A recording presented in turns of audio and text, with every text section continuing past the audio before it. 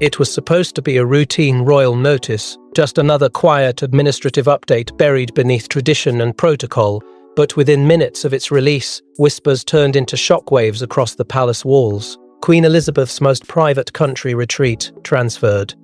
Not inherited, not shared. Transferred directly into Catherine's trust, and behind that single word lay a decision so calculated, so personal, that it threatened to unravel loyalties no one dared question. Before we go deeper into what this really means for the royal family, make sure to subscribe so you don't miss a single update.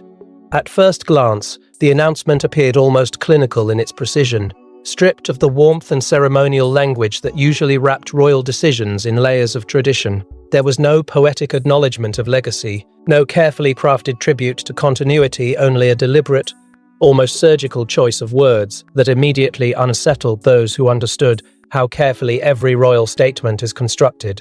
The use of transferred was not accidental, it was deliberate, heavy, and unmistakably final. In royal language, every word carries weight, and this one landed like a quiet detonation, sending ripples through corridors that had long thrived on predictability and hierarchy. Inside the palace, the reaction was swift but restrained, unfolding in hushed conversations and tightly closed doors.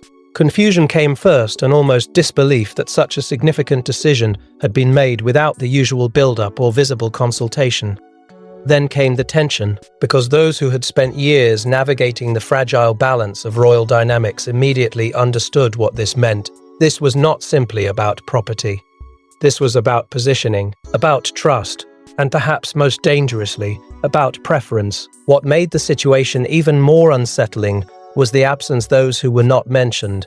Senior figures, long assumed to be central to any such transition, were conspicuously missing from the narrative. Their silence spoke louder than any statement could.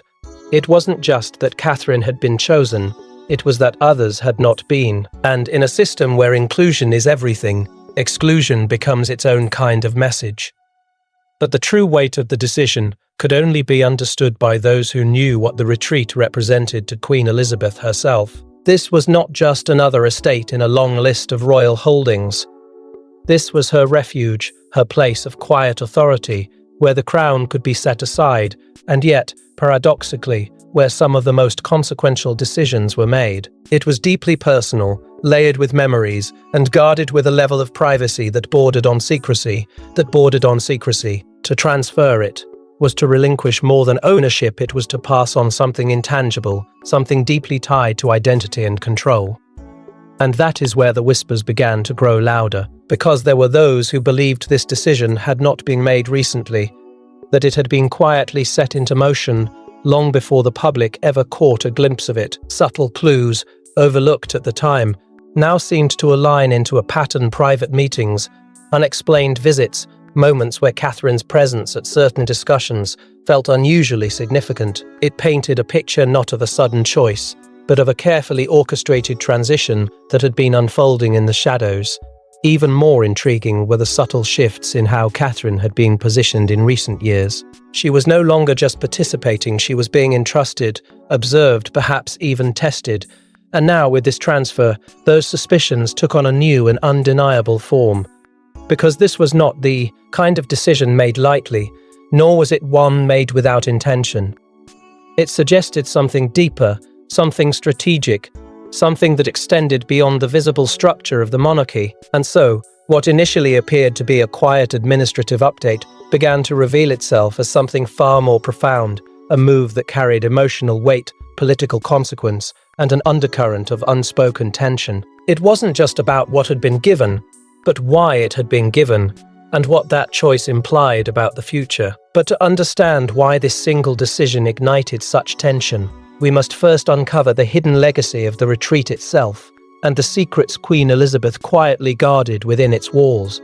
Long before it became the center of controversy, the Queen's country retreat was something far more intimate than a royal residence. It was her escape, her refuge, her silent confidant. Few ever saw it, even fewer understood it. But those who did knew one thing: decisions made within those walls were never ordinary. And if this sanctuary was now in Catherine's hands, then something far more than land had just changed ownership.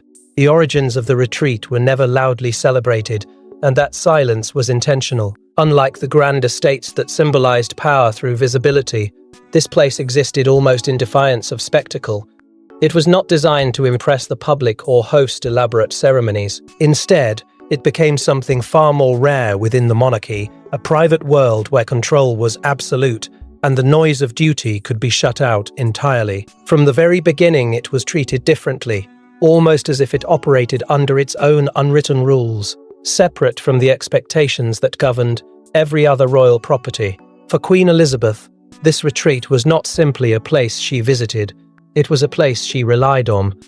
Over the years, it became deeply intertwined with her identity, a constant presence during moments of both triumph and uncertainty. It held memories that were never shared publicly, decisions that were never documented in official records, and conversations that were never meant to leave its walls. In a life defined by scrutiny, this was the one place where she could think without interruption, decide without pressure, and feel without consequence. And yet, what made the retreat truly powerful was not its isolation but what happened within it. There were persistent reports, quietly passed between those who understood how the monarchy truly functioned, that some of the most critical decisions were made there, far away from formal meetings and advisory councils. It was where sensitive matters were discussed without the burden of protocol, where the Queen could weigh outcomes not just as a monarch, but as a strategist. These were not routine deliberations, they were calculated, deliberate, and often carried implications that would only become visible much later. Access to this sanctuary was tightly controlled, almost to an extent that felt deliberate. Many assumed they would be invited, only to find themselves permanently excluded. Others, unexpectedly, were granted entry, an act that was never random. To be allowed inside was to be trusted in a way that went beyond titles or rank. It was a signal, subtle but unmistakable, that the Queen saw something in you that others did not. And just as powerful as inclusion was exclusion, those kept away often sensed it, even if they never spoke of it openly. There were also whispers, stories that surfaced quietly and then disappeared just as quickly. Tense discussions, difficult decisions, moments where alliances shifted, where perspectives changed, where the future of the monarchy itself seemed to hang in the balance. These were not confirmed, not recorded, but they lingered in the background, reinforcing the idea that this retreat was far more than a place of rest. It was a place where control was exercised in its purest form, because in truth, the retreat represented something the monarchy rarely acknowledged, openly power that existed beyond ceremony, power that was personal, controlled, and deeply intentional. It was not about visibility or public approval.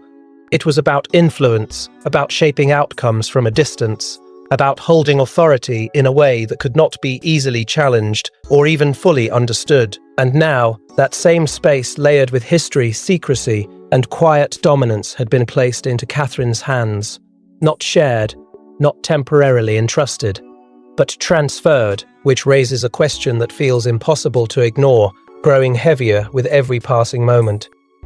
And yet, if this place held such quiet power, the question becomes unavoidable: why Catherine, and why now? Catherine's journey into the royal family was never meant to rewrite its inner structure, but somewhere along the way, something shifted.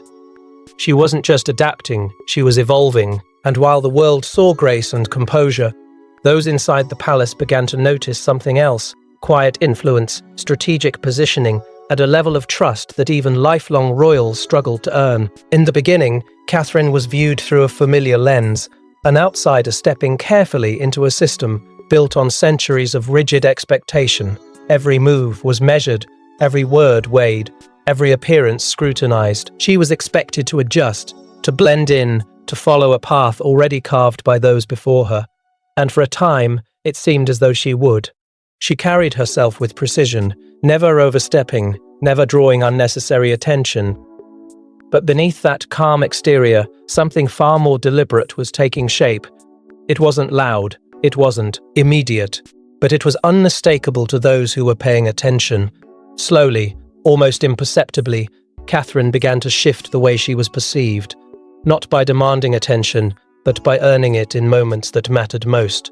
There were instances quiet, almost overlooked, where her presence altered the tone of discussions, where her perspective seemed to carry unexpected weight. And while these moments rarely reached the public eye, within the palace they did not go unnoticed. What made her rise even more compelling was the way she handled tension. The royal family, for all its unity, has always been layered with unspoken rivalries and carefully managed conflicts. Navigating that environment requires more than grace, it demands instinct, and Catherine seemed to possess an unusual ability to move through it without leaving disruption in her wake. She didn't confront openly, she didn't align recklessly. Instead, she observed, adapted, and responded with a level of control that suggested she understood the deeper mechanics of the institution. And then, there were the moments that raised quiet questions. Times when Catherine appeared to be present in discussions she was not expected to attend. Occasions where her role extended beyond ceremonial duty into something far more influential. These were not public declarations, but subtle shifts, small enough to be dismissed individually, yet together forming a pattern that was difficult to ignore. It began to feel as though she was being tested, not in the traditional sense, but in a way that measured her readiness for something unspoken. At the center of this quiet transformation was her relationship with the Queen. What initially appeared to be a standard dynamic between monarch and family member began to evolve into something more layered. There were signs, subtle but consistent, that the Queen saw in Catherine a kind of steadiness, a reliability that went beyond expectation. Their interactions carried a weight that others noticed, even if they couldn't fully explain it. It wasn't favoritism in the obvious sense. It was something quieter, more deliberate, trust, built slowly, but with clear intention. And as that trust deepened, so did the whispers. Conversations that never left private circles began to suggest that Catherine was being positioned for something greater, not a title, not a role defined by tradition, but something less visible and far more significant. The idea that her place within the monarchy was expanding, not suddenly, but strategically, began to take hold.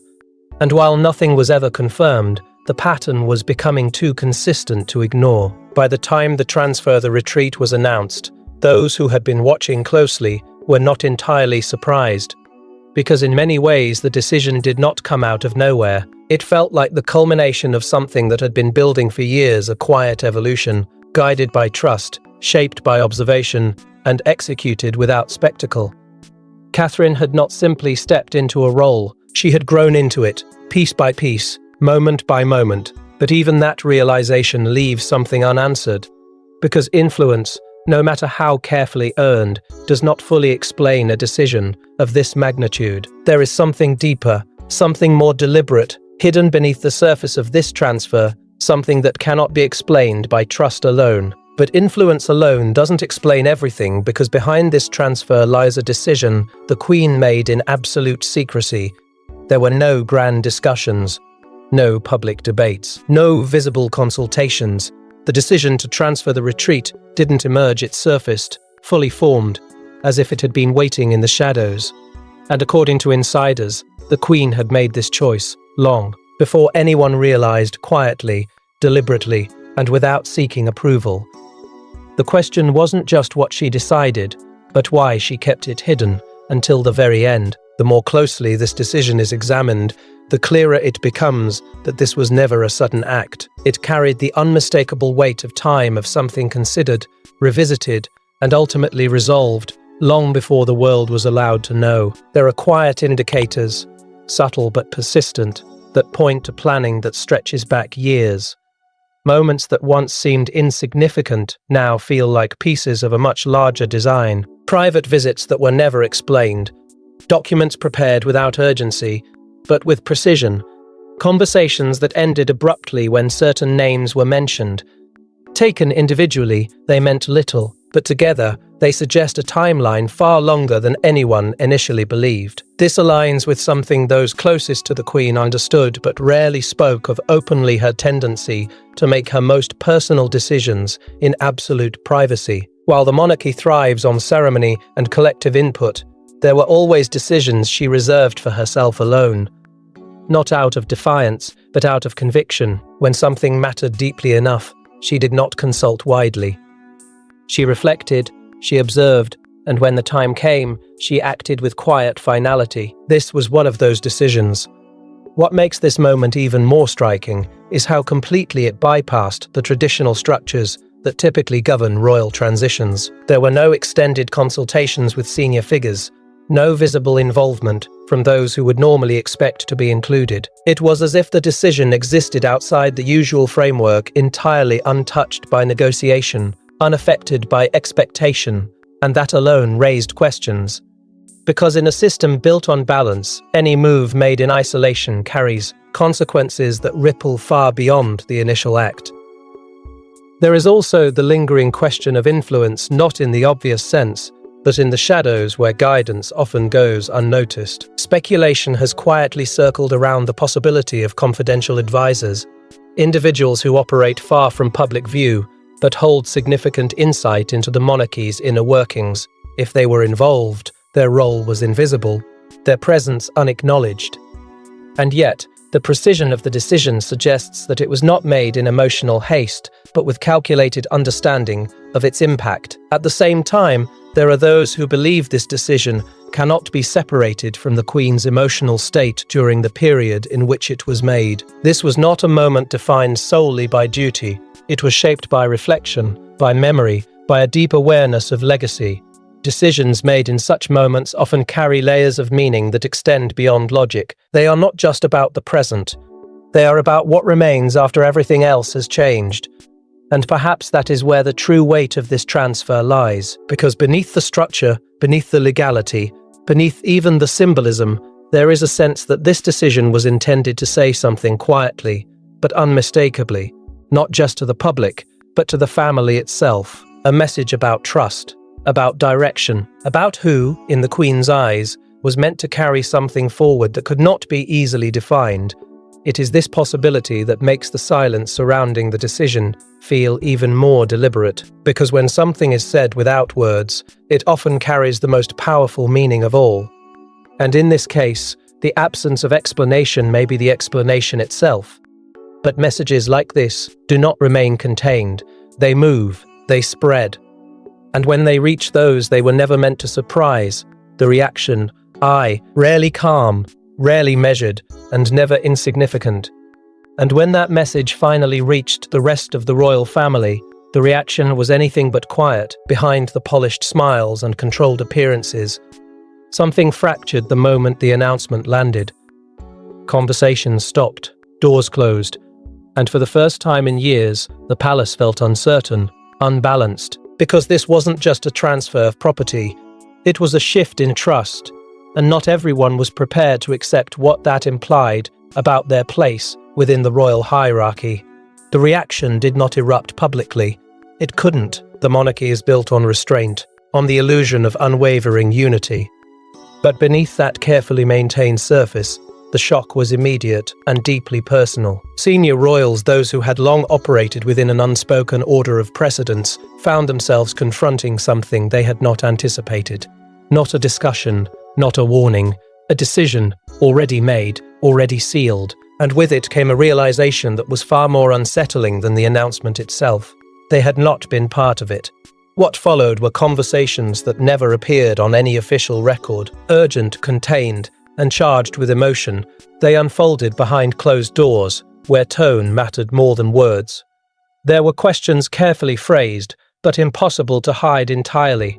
Why this retreat? Why Catherine? And perhaps most dangerously, why now? These were not questions of curiosity. They were questions of position, of relevance, of where each individual truly stood within a system that had suddenly shifted beneath their feet.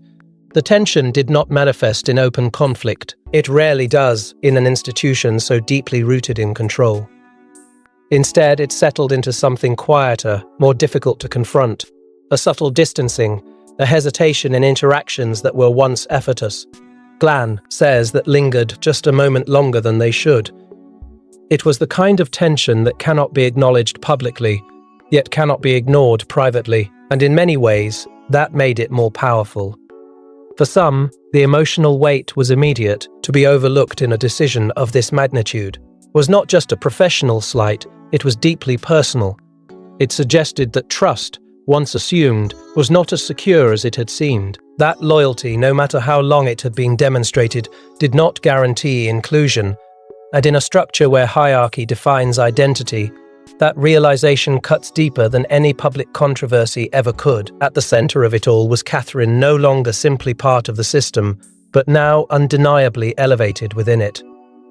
The transfer had placed her in a position that was impossible to ignore, not because of what she had done publicly, but because of what had been entrusted to her privately, and that distinction mattered. It suggested that her role was no longer confined to expectation.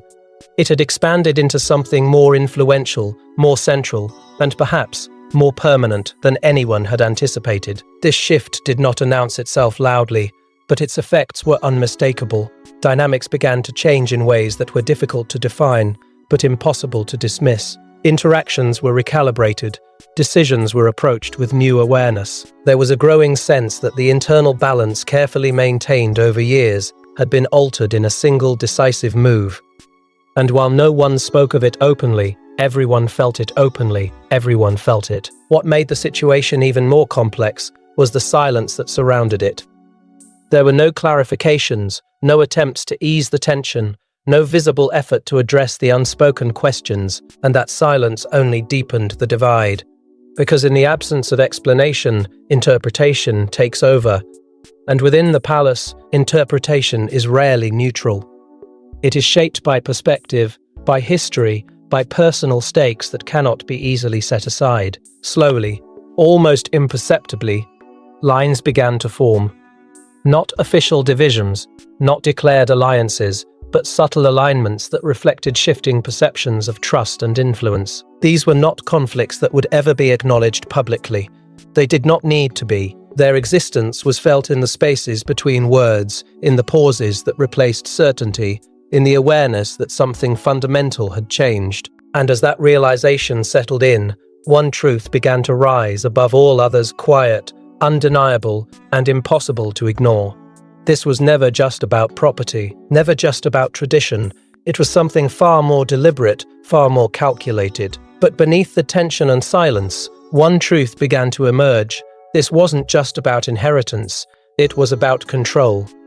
At first glance, it seemed simple, a country retreat, changing hands. But insiders quickly realized that what Catherine received wasn't just land, or even legacy.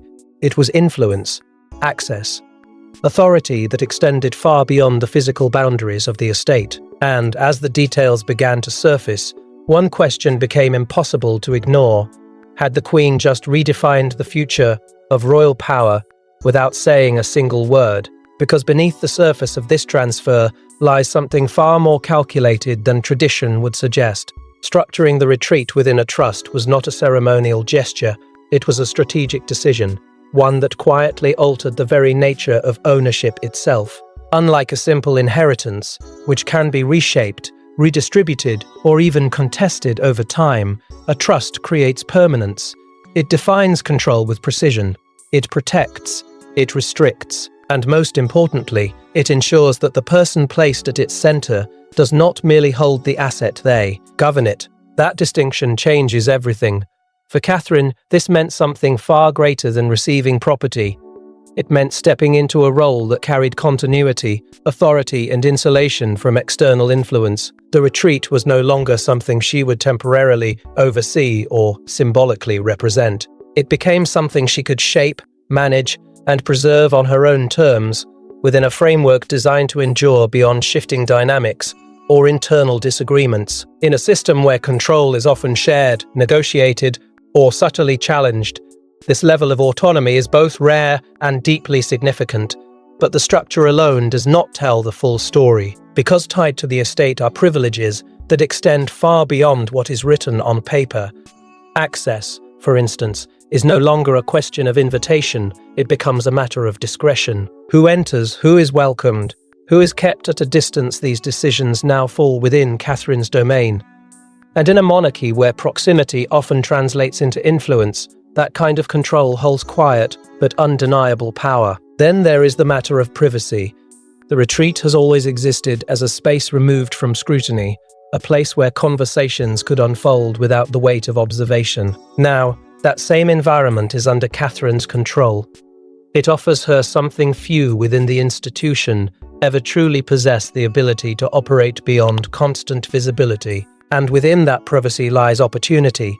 The opportunity to build relationships, to hold discussions, to shape perspectives without immediate external pressure.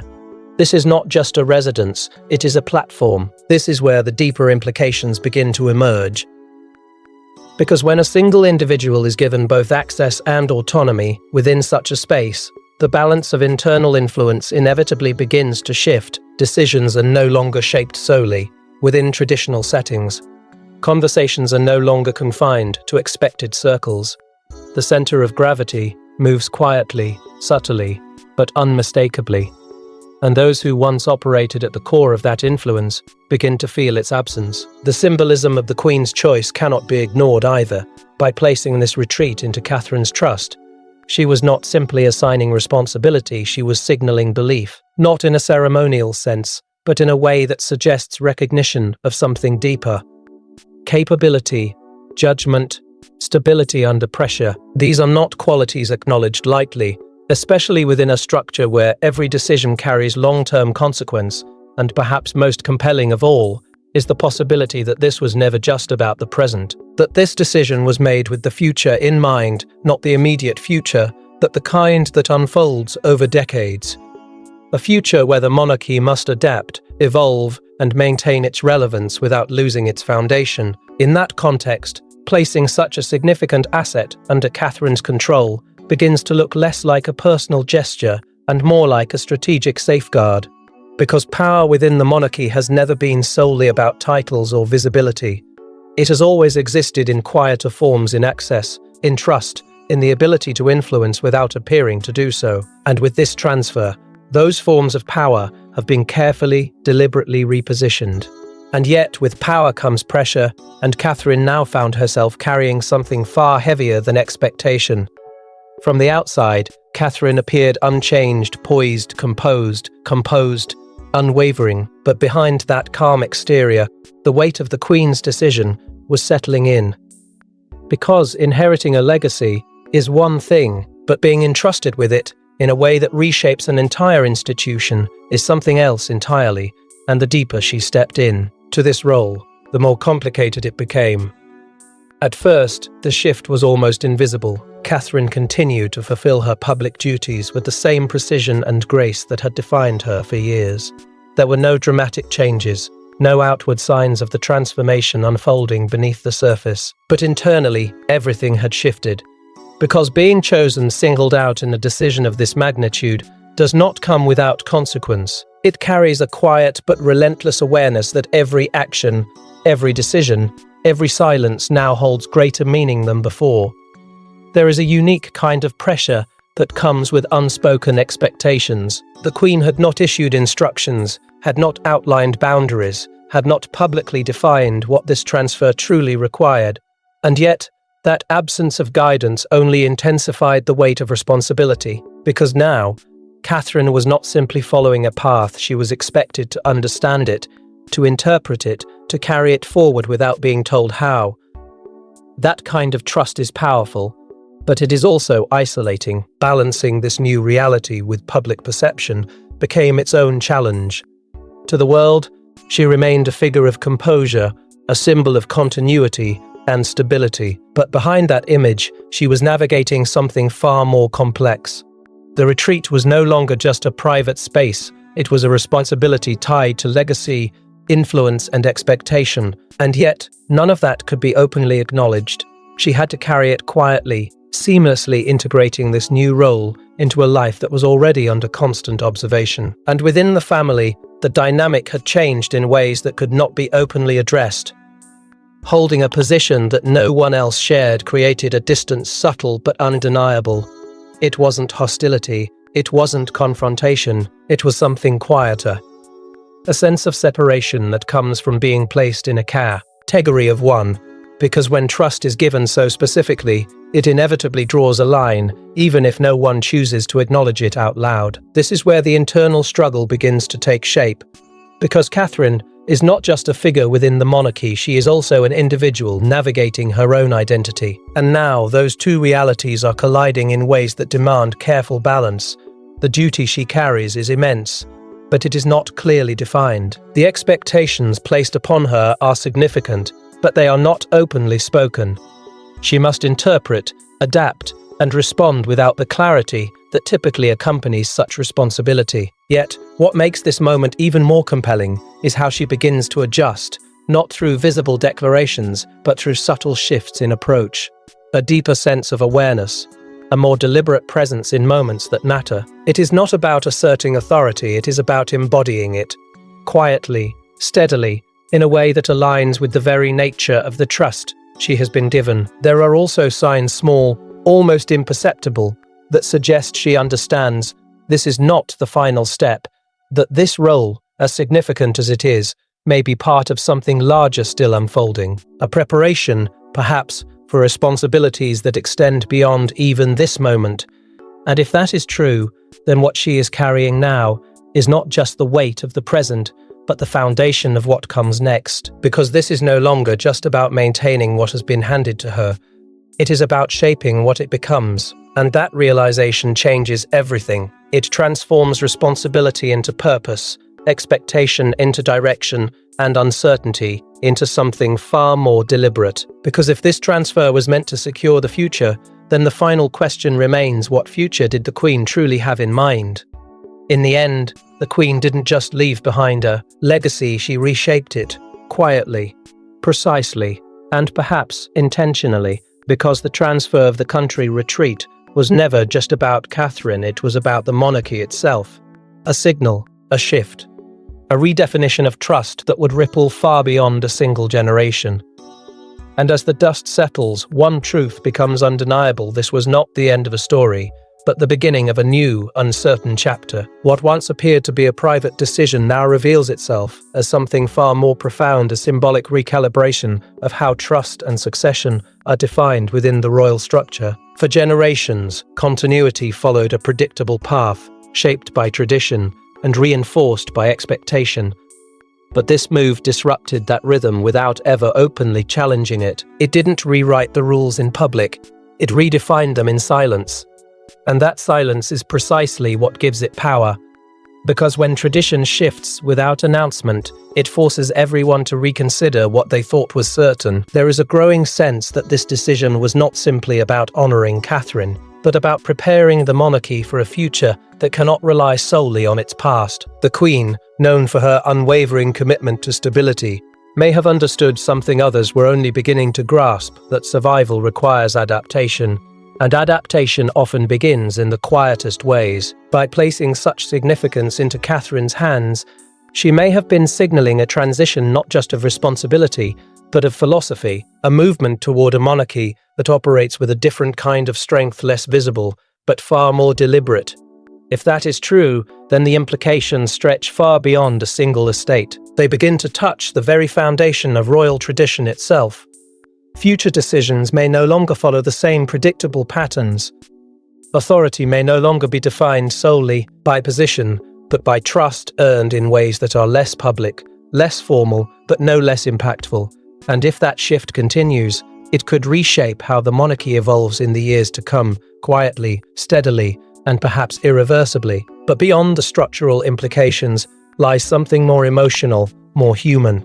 This decision carries with it a legacy that cannot be measured in legal terms or institutional impact alone. It reflects the Queen's personal judgment, her belief in who could carry something forward that others could not. That kind of trust leaves a mark. It lingers. It shapes not only the person who receives it, but the entire system that must now respond to it. Because once such a statement is made, even without words, it cannot be undone. At the center of this unfolding future stands Catherine, no longer simply a participant in the monarchy, but a defining presence within it. Her role has shifted in a way that cannot be reversed, only expanded. And with that comes both opportunity and risk, because being placed at the heart of something so significant means becoming part of its success or its struggle.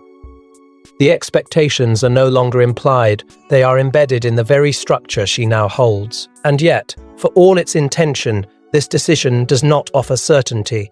It opens a path, but it does not guarantee where that path will lead. The monarchy now finds itself in a position where its future is being shaped not just by tradition, but by choices that exist outside of it. And that creates a tension that cannot be easily resolved, a balance between honoring what has always been and embracing what must come next. This is where the true impact of the Queen's decision begins to unfold, not in immediate outcomes, but in the slow, deliberate transformation of how power, trust, and legacy are understood. It is a process that will take time to reveal itself full, and even then it may never be entirely clear, because some decisions are not meant to be fully explained. They are meant to be experienced, interpreted, and ultimately carried forward. And as that future begins to take shape, one question continues to linger quiet, persistent, and impossible to ignore. A question that sits at the heart of everything that has changed and everything that is yet to come. And as the monarchy moves forward, one question lingers in the shadows. Was this a masterstroke of foresight, or the beginning of a silent unraveling? No, one can stop. Thanks for watching. Please don't forget to like and subscribe, and we will see you in next one.